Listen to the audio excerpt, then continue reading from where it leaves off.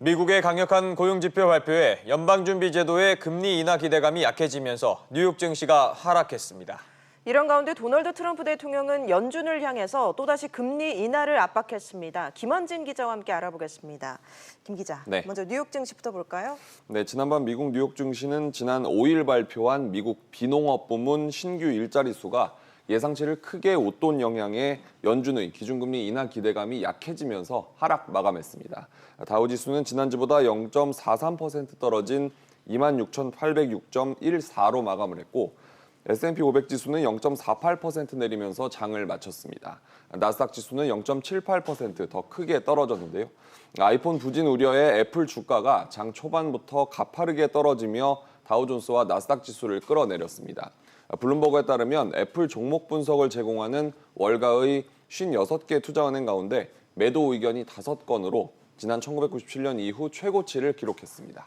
네, 트럼프 대통령은 여전히 미 연준의 금리 인하를 압박하고 있죠. 네, 트럼프 대통령은 현지 시간으로 지난 7일 기자들과 만난 자리에서 연준이 스스로 어떤 일을 해야 하는지 알았다면 다우지수는 현재보다 5천에서 10,000포인트 더 높았을 것이라며 금리를 내리고 양적 긴축을 중단했어야 했다고 말을 했는데요. 네. 최근 트위터에서는 강력한 일자리와 낮은 물가 등이 미국의 이익을 위해서 작용하지만 정작 연준은 아무것도 모르고 있다고 언급한 데 이어서 또 다시 금리 인하 압박에 나선 겁니다.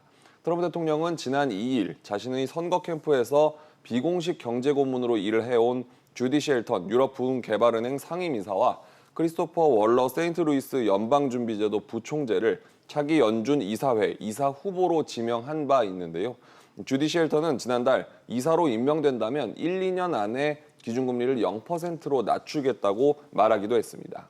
이런 가운데 현지 시간으로 내일과 모레 제롬 파월 연준 의장이 의회 증언에서 금리 인하에 대한 의지를 확인할지도 관심사입니다. 네, 일본 소식도 보죠. 아베 네. 총리가 우리나라에 대한 의혹을 제기한 가운데 일본 정부도 이에 맞장구를 쳤다고요? 네, 니시무라 야스토시 일본 관방부 장관은 어제 오전 브리핑에서 이번 수출 규제 배경에 부적절한 사안이 있었던 것은 사실이라고 말을 했습니다. 아베 총리는 전날 후지TV에 출연해서 대북 제재를 잘 지키고 무역 관리를 확실히 하고 있다는 한국의 주장을 믿을 수 없다며 유일하게 화이트 국가로 대우해온 특혜를 없애겠다고 말을 했는데요.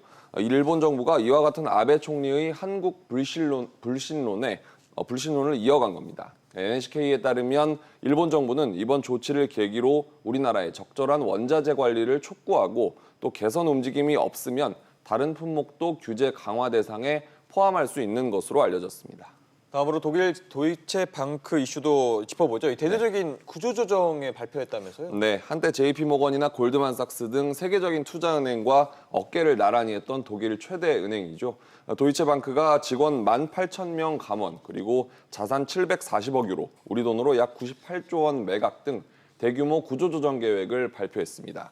사실상 투자은행 사업을 포기한 것으로 보는 시각이 많은데요. 네. 지난 2008년 금융위기 이후 투자은행 부문에 대한 각국의 규제와 또 투자 실패가 겹치면서 최근 3년 동안 적자를 면치 못했습니다. 도이체방크는 금융위기 이후 금융기업 구조조정 규모로는 세계 최대를 기록하게 됐는데요. 초기 구조조정 비용만 30억 유로에 달해서 2분기 순손실이 28억 유로, 우리 돈으로 약 3조 7천억 원에 이를 전망입니다. 또 전체 구조조정 비용은 오는 2022년까지 74억 유로, 우리 돈으로 9조 8천억 원에 달할 것으로 추산됩니다. 네, 알겠습니다. 김 기자 얘기 잘 들었습니다.